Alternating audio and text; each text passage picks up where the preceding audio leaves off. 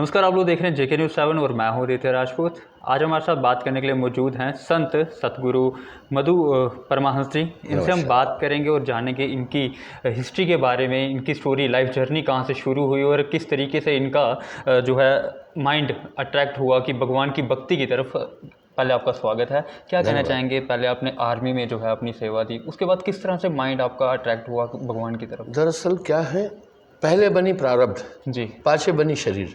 इसका मतलब है शरीर बाद में बनती है। प्रारब्ध कर्मों का संचय कहलाता है। जन्म एक नहीं, जन्म अनेका। कई जन्मों तक इंसान के साथ उसके संस्कार साथ रहते हैं।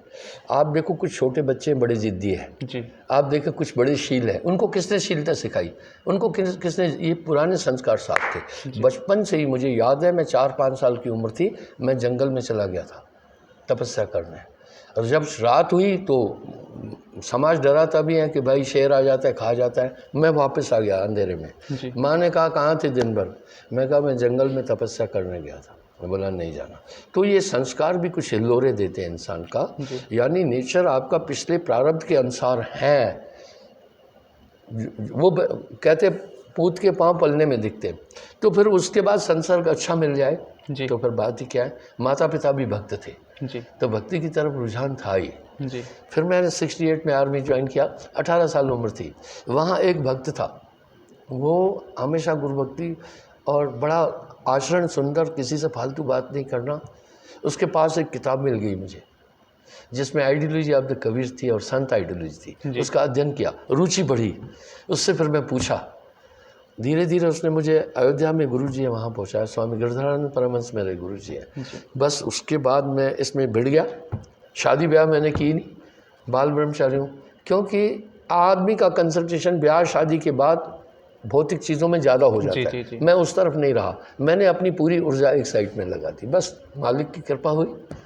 जी, पहले भक्ति, फिर आर्मी, फिर भक्ति की तरफ ध्यान, फिर किस तरह से मतलब माइंड सेट किया कि अब आपको इसी लाइन में जाना है, हाँ, भगवान के साथ सीधे जब मैंने कॉन्टैक्ट जो है गुरु वो धारण करना है? किया तो मैं आर्मी में सर्विस नहीं करना चाहता था। जी, आर्मी में था उस समय। फिर आर्मी में किस तरह से माइंड हुआ कि आर्मी में जाना चाहिए? हाँ, अच्छी बात है। राष्ट्र के प्रति धारणा बचपन से ही थी। जी, 62 के ऑपरेशन में काफ़ी कैजुअलिटी हुई थी और उस समय एक माहौल बना था कि देशभक्ति का। जी, ऐसे गीत थे, प्रदीप कवि थे, बाकी थे, उन्होंने कुछ ऐसे गीत भी, वो गीत जेहन में उतरे।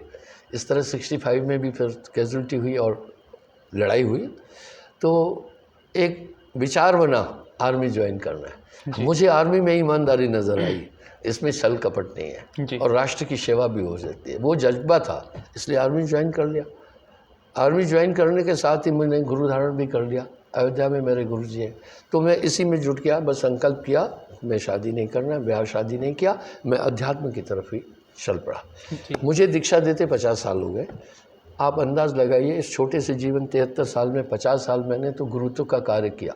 24 साल आर्मी में सर्विस करके जूनियर कमीशन ऑफिसर रिटायर हुआ मैं। जी, और अभी भी मैं पेंशन लेता हूँ, अपनी जीविका उस पेंशन से गुजारता हूँ। जी। साहिब जी, एक सवाल रहेगा, लोगों का सवाल है ये।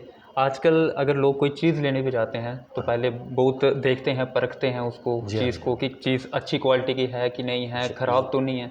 लेकिन यहीं पे मेरा कहने का मतलब सीधा ये है कि अगर बात की जाए कि अगर किसी ने गुरु धारण करना है, वो पहले उसके फॉलोअर्स चेक करता है कि इसके कितने फॉलोअर्स हैं और कितनी संख्या में लोग जो हैं इनके पास आ रहे हैं, इनके अगर बात की जाए तो संगत कितनी है इनकी। तो ये क्या ये सब चीज़ें आज की डेट में देखना ज़रूरी है? देखिए मैं आपको एक बात बताना चाहता हूँ। शुक्रात ने एक बात कही है, जिस तरफ एक बहुत बड़ा हजूम ईश्वर की खोज में बढ़े जा रहा है, मत जाना उधर। जी, वो आदमी चतुर है। जहाँ तुम परमात्मा की खोज के लिए जिस व्यक्ति के पास जाओ, तुम्हें समाज रोके मत जाना, ये तुम्हें बर्बाद कर देगा, तुम्हारा धर्म बदल देगा, उधर ज़रूर जाना। तो आज बस संख्या का महत्व है, क्वालिटी का महत्व नहीं है, क्वांटिटी का है। इसलिए समाज भटक गया। वही मैंने बात की आपसे कि मतलब आजकल लोग फॉलोअर्स देखते हैं कि कितनी संख्या में लोग जो है इनके पास जाते हैं, फिर उसी को गुरु धारण करते हैं। लेकिन अगर यहीं पे बात की जाए तो आजकल लोगों के पास भक्ति के लिए जो है वो वक्त नहीं है। वो ज़्यादातर उनकी लाइफ में स्ट्रेस है, अपनी जो बॉडी नीड्स हैं वो पूरी करने में जुटे रहते हैं। गुस्सा काफ़ी ज़्यादा लोगों के अंदर, लालच काफ़ी ज़्यादा हो गया, तो कहीं ना कहीं भगवान से दूर हो रहे हैं लोग। यंग मैन, आपके सवाल में 3 सवाल आ गए। जी, मैं तीनों का एक एक करके अगर आप पूछते जी, तो जी, अच्छा जी, उत्तर जी, देता, लेकिन अब भी मैं तीनों का अच्छा उत्तर दूंगा। अभी मैंने मैडम से भी बात की कि भक्ति में वैसायिकता आ गई, बिजनेस आ गई, जी जी ज़्यादा बिजनेस आ गई, इसलिए लोगों का रुझान जो है वो यानी वो आहूत कर रहे हैं भक्ति में। लेकिन आजकल लोग, आपने कहा कैसे आए, मेरे पास जो लोग आते हैं मेरा विरोध काफ़ी है। मेरे पास जो आते हैं वो क्यों आते हैं मैं बताता हूँ। वो पहले क्वालिटी देख रहे हैं। जी वो एक लड़का आया मुझसे दीक्षा लेने, मैं बोला भाई अभी तू यंग है, मेरे पास तू क्यों आया, मुझे क्या परखा, तुम्हारा मापदंड क्या है, मुझे कैसे मूल्यांकित किया। उसने बोला मेरा बाप बहुत घटिया इंसान था, आपसे जुड़ने के बाद देवता जैसा हो गया, उसके अंदर परिवर्तन देख करके मैं आपके पास आया। जी अगर गुरु हृदय में परिवर्तन नहीं कर सका आप में, तो आपने फिर ठीक गुरु का संसर्ग नहीं प्राप्त किया है।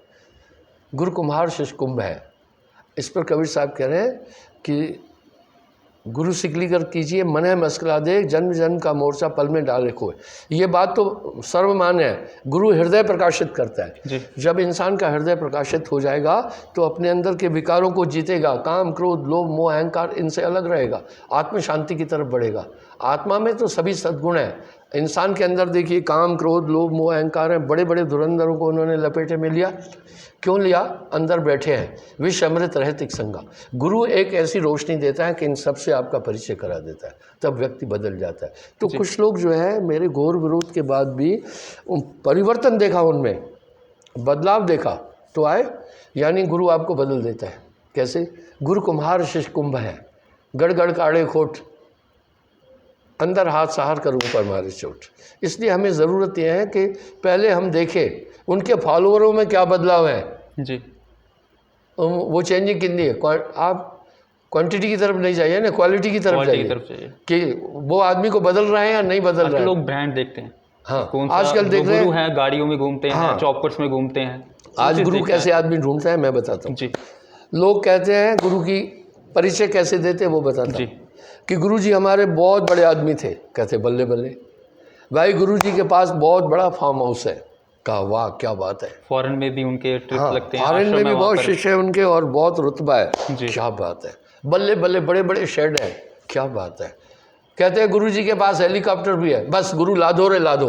मैं पूछना चाहता हूँ रविदास जी के पास कौन सा हेलीकॉप्टर था कि उनके पास में राजा पीपा आ गए। कबीर साहब के पास कौन सी प्रॉपर्टी थी, एक झोपड़ी में रहते थे और हिंदू धर्म की राजधानी काशी, वहाँ के वीर सिंह बघेल उनके शिष्य हो गए।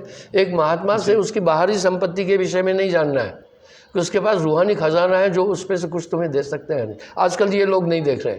और क्या है, नाना मत मतांतर और संप्रदायों में एजेंट के हैं, कोई जत्थेदार हैं, कोई लंबरदार हैं, कोई फलाना है, कोई रागी है, कोई पाठी है, उनको इज्जत खूब मिल रही है। फिर वो एक होड़ है, वो कहते हैं जितने लोग ले जाओ गुरुजी उतनी बड़ी इज्जत कर देता है। लेकिन बदलाव तो कोई देख ही नहीं रहा है। तो एक अदद गुरु आपके अंदर अध्यात्म बदलाव लाएगा। अगर अध्यात्म बदलाव नहीं आया, आपको नहीं बदल सका, तो आपको कुछ नहीं मिला है। साहिब जी एक आखिरी सवाल रहेगा आपसे। हमारे जो ऋषि मुनि हैं जो इतने सालों से तपस्या कर रहे हैं, वो 3 लोगों की बात करते हैं, 3 लोक की बात करते हैं, लेकिन आपने चौथे लोक की बात की है। हाँ। ये कुछ लोगों के जहन में ये सवाल है कि चौथे लोक की बात, क्योंकि हमारे जो ऋषि मुनि थे वो 3 लोक की बात करते हैं, लेकिन साहिब जी ने चौथे लोक की बात की। बड़ी अच्छी बात है। मुझे लगता है आपके संपर्क में, आपके रिश्ते में कुछ मेरे नामी है, जिस कारण से ये इन्फॉर्मेशन आप नहीं, ऐसा कुछ नहीं है। या आपके फ्रेंड सर्कल में होगा। नहीं, ऐसा नहीं कुछ तो नहीं आप है। मैं ये कैसे जान गए? आपका इंटरव्यू करने से पहले जो है मैंने गूगल करा, तो आपकी सारी जो डिटेल्स थी वो चलो निकाली कोई बात, उसमें। वो भी अपरोक्ष रूप में आपने डिटेल हासिल की।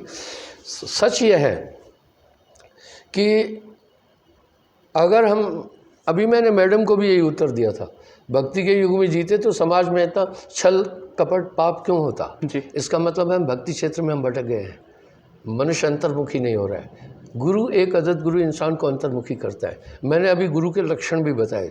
गुरु के 6 लक्षण प्रमुख हैं। अगर उसमें ये चीज़ें तो आपको बदल सकता है, अन्यथा आपको वो बदल नहीं सकता है।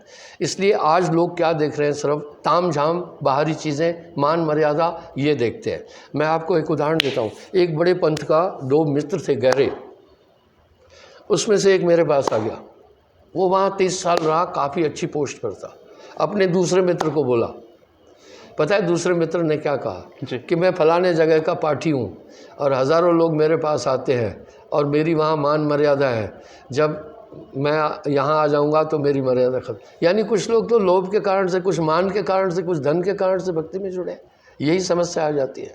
मैंने आपको शुक्रात का एक उदाहरण पहले ही दिया कि जिस तरफ एक बहुत बड़ा हजूम बहता हुआ बाढ़ की तरह जा रहा है ईश्वर की खोज में, शुक्रात कह रहे हैं वहाँ मत जाना, वो महत्वाकांक्षी आदमी है। ऐसा जहाँ तुम जाओ और तुम्हें कोई टोके कि नहीं उधर मत जाना, बर्बाद कर देगा वो तुम्हें, तुम्हारा धर्मांतरण कर देगा, उधर ज़रूर जाना। लेकिन देखा जाता है, आपने भी देखा होगा, पीके मूवी देखी होगी आपने भी, हाँ? उस पीके मूवी देखी होगी आपने भी, उसमें भी नहीं। ये चीज़ दिखाई है कि आजकल लोगों ने जो है ये बिजनेस बना लिया है। बड़े बड़े मंदिर खड़े कर देंगे, बिल्डिंग्स खड़ी कर देंगे, वो ऑर्गेनाइजेशंस बना लेंगे कि लोग जो है उनके पास हैं, ज़्यादा से ज़्यादा जुड़ें, उनको जो है कुछ पैसे दें, जिस तरह से बात की जाए तो हेल्प हो गई, या फिर काम के लिए जो है उनकी ऑर्गेनाइजेशन बनाई जाती है। तो क्या लगता है कि जो आज की डेट में अगर किसी ने गुरु अपनाना है तो क्या ये सब चीज़ें करना ज़रूरी है? मेरे विचार से ये है, इसका उत्तर मैंने पहले दे दिया कि इस प्रकार से वो क्यों उस तरफ लगे हैं। उनको वहाँ से मान चाहिए, उसके बाद धन भी चाहिए, तो वो एजेंट के तौर पर काम करते हैं। लेकिन एक अदद गुरु जो है, वो पहले उसका रहन सहन तो आप देखिए ना जी। कैसा है कि वो गुरु किस काम का, जो 10 बॉडीगार्ड लेकर चल रहा है, उसको खुद खतरा है। एक महात्मा तो ईश्वर को अपना संरक्षक मानता है, उसकी रहन सहन को भी आप तो देखिए ना। जब ये देखेंगे आपको पता चल जाएगा फिर। रहमन हीरा कब कहे लाख टका मेरा मोल, उनकी रहन गहन खान पान उनकी वृत्तियाँ वो आप चेक करें पहले। आप गुरु धारण करने निकले हैं, आप अगर लड़की की शादी करने जाते हैं, लड़के की कमाई भी देख रहे हैं, आचरण देख रहे हैं, उसका खानदान देख रहे हैं, उसका सब चीज़ देख रहे हैं, तो पानी पीजिए छान के, गुरु कीजिए जान के। पहले उनका बैकग्राउंड तो देखिए, उन्होंने कितनी तपस्या की है, उनकी उपलब्धियाँ क्या है, उनका लाइफ का सर्कल कैसा रहा है, उसके बाद गुरु धारण कीजिए।